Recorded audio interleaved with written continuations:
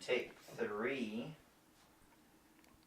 Chuck, what are the elements that will make the Highlands of Partial successful?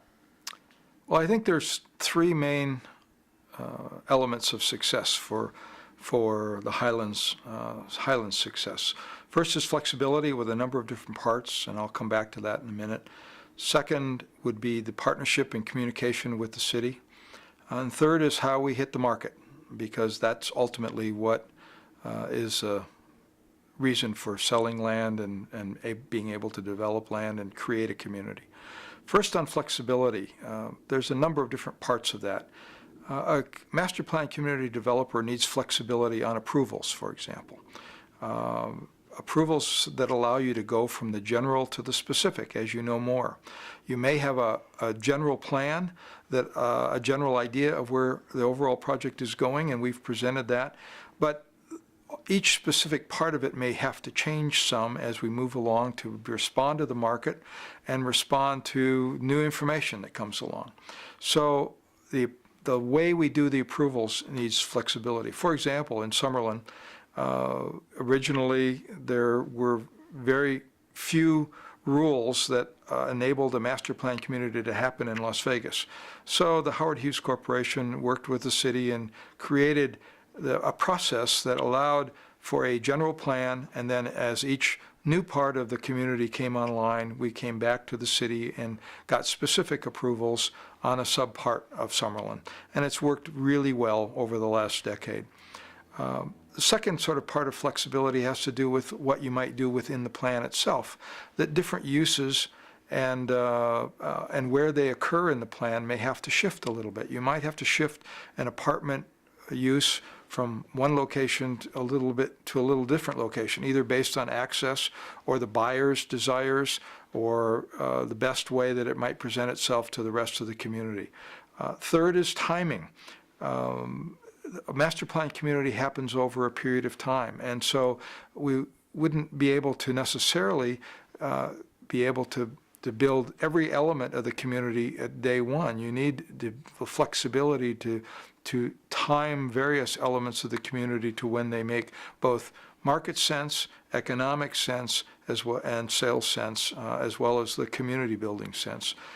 Fourth would be details and flexibility in how you develop key details of the community, like streets. Streets are such an important part of building a great community, with some shade where necessary and sidewalks where possible, and how they access different homes and uses so that people can move through the community.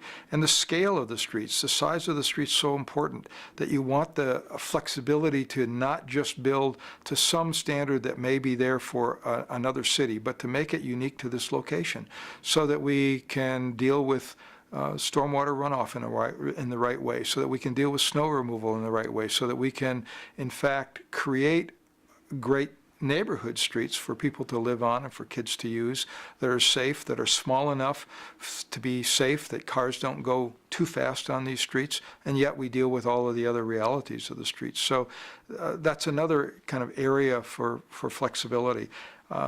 And all of those are important. I think that, as I mentioned, the second sort of major topic is sort of partnership and communication with the city. This is something, a community that will happen over a period of time. It's not an instant.